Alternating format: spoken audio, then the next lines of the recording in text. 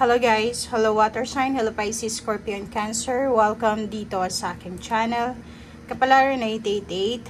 Alamin natin ang daily tarot reading mo sa araw na ito. So, I hope na makuha mo yung energy. Water sign, Pisces, Scorpio, and Cancer. Kung bago ka pala sa channel ko, please wag mong kakalimutan na mag-like and share and mag-subscribe kung bago ka. And kung nandito ka na, maraming salamat sa patuloy na panonood, and I hope na makaresonate kayo dito sa lahat ng videos na ina-upload ko. Okay. Okay, so water sign, Pisces, Scorpio, and Cancer. Ano ba ang mensahe na posibleng makatulong sa'yo sa araw na ito?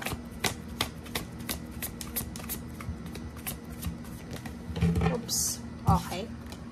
Message. Wow. Water sign, Pisces, Scorpion, Cancer. Ang numbers mo ay number 7, 27, number 5. So, ang unang lumabas dito is yung number 7, which is the message. So, posibleng makatanggap ka ng isang importanteng mensahe, like email, chat. Pero sa panahon ngayon, normal na yung mensahe through chat, diba? Sa Messenger, sa Facebook, or sa pero may letter siya. So, pwedeng tungkol ito sa pera. Okay? So, pwedeng makatanggap ka ng financial help kasi unexpected income ito, 789. So, ibig sabihin, ang araw na ito, Martes, pwedeng kung naghihintay ka ng pera, lump sum, payouts, sweldo, advance payments, or kung ano pa man, sinasabi na posibleng on the way na siya, or naandyan na, or pwedeng malapit na. Okay? And hinihintay mo to diba? So matagal kang naghihintay, or siguro ito yung hinihintay mo araw-araw. Yung iba naman sa inyo, pwedeng makatanggap kayo ng like unexpected na income from other country. Okay? Or pwedeng yung iba sa inyo dyan, makatanggap kayo ng unexpected na pera galing sa ibang bansa, or pwedeng galing sa boss, or sa bangko, or sa, kung ang mature man kasi yan, parang sinasabi niya na ano siya, mataas, maimpluwensya. So pwedeng literal, kung naghihintay ka ng sweldo, syempre sa boss mo, sa company, or kung sa galing naman sa OFW yung perang hinihintay mo, so pwedeng galing yan sa ibang bansa. Okay? So overall, maganda kasi parang sinasabi, maraming unexpected na balita na pwedeng magdala sa'yo ng unexpected din ng money sa araw na ito. So, remind ko lang sa'yo, ang reading ay 3 days before, 3 days after, 3 months after, and 3 years after. Okay.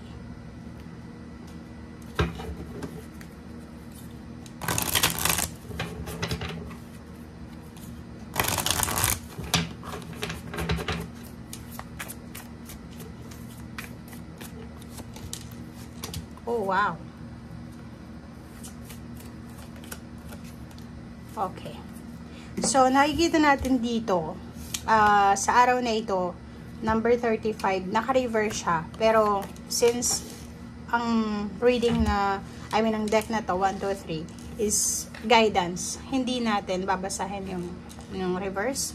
So, sinasabi ng bara sa'yo, if ever man pagod ka sa ngayon, sa araw na ito, nakakaramdam ka ng pagod, nakakaramdam ka ng pagka-inis, parang ganun, or hindi ka makatulog sa gabi, or parang sinasabi ng barahan na nahihirapan kang magdesisyon, confused ka, or pwedeng marami kang iniisip, pagod ka, gutom, ano pa ba. Marami kasi yung pwedeng maging dahilan ng hindi pagkatulog, or hindi masyadong masaya, parang ganun. So, sinasabi dyan ng baraha sa'yo na meditate and contemplate, spend time sa nature as much as possible. If may oras ka naman, or pwedeng nagtatrabaho ka araw-araw, siguro bigyan mo yung, instead na, diba, yung sumasakay ka sa mga sasakyan, pwede kang mag-walking for several minutes, parang ganon. So, spend time sa nature, mag-meditate, mag-isip, mag-contemplate before ka gumawa ng decision making. And sa araw na ito, use your hands kasi 53, 35. So, ano lang siya, same number siya, 8. Sinasabi na yung kamay mo, usually yung kamay mo, kasi 'di ba yung source ng ating strength, lalo na sa trabaho, minsan utak, minsan kamay, minsan diskarte. Pero sa araw na ito, yung kamay mo sobrang mapapagod kasi parang kung ang trabaho mo is gamit yung kamay mo, like for example, sa computer, sa factory, or sa kung ano man, syempre, di ba kamay yung ginagamit natin sa pagtatrabaho, posibleng mapagod. So, dito, sinasabi na if mapagod ka sa araw na ito, make sure na magpahinga ka. Okay? So, dito naman, kung hindi ka makatulog sa gabi, or medyo nadidisturbo ka sa mga negative thoughts, nag-overthink ka, sinasabi sa'yo na instead na mag-isip ka ng nega, pwede kang mag-journal, 'di ba? So, pag hindi ka makatulog, isulat mo yung mga bagay-bagay na gumugulo sa isip mo. Parang journaling 'yan eh, 'di ba? Isulat mo yung mga bagay-bagay na nagbibigay sa iyo ng pain, ng heartaches, ng panic.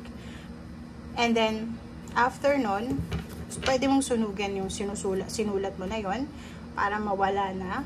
Or pwedeng kung gusto mo, everyday, i-check mo doon kung ano yung nag-improve sa buhay mo.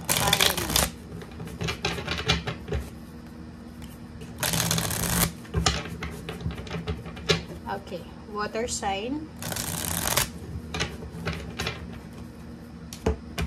Oops, sorry. Oh, ang dami na ito. Sige, kunin natin.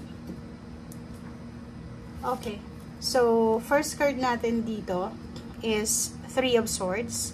So, yung 3 of Swords na to, nakikita ko sa'yo na siguro eto yung medyo gumugulo sa isip mo sa ngayon, especially sa araw na ito. Parang maraming nangyaring hindi maganda sa buhay mo for the past 3 months, or pwedeng 3 years, or within few months lang, or pwedeng last year.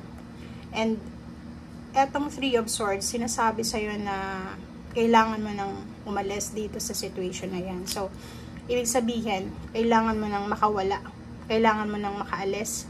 Freedom ang kailangan mo. Emotional freedom. So, kung makaramdam ka ngayon ng pain and heartaches, yung parang bumabalik yung pain and heartaches na naramdaman mo for the past few months, kailangan mong i-divert yung attention mo. Yun nga, meditate, contemplate, mag-pray ka para mabago yung takbo ng isip mo, especially sa gabi. Okay? Page of Pentacles, so ito lang, diba? Unexpected income. So, sinasabi ng baraha na may possible na parating, posible, may posibilidad na parating na pera sa'yo, pwedeng hindi ngayon sa araw na ito, or pwedeng yung iba, ngayon, pwedeng bukas, makalawa, or sa susunod na buwan, or sa susunod na linggo. Okay? So, yun, ganun din.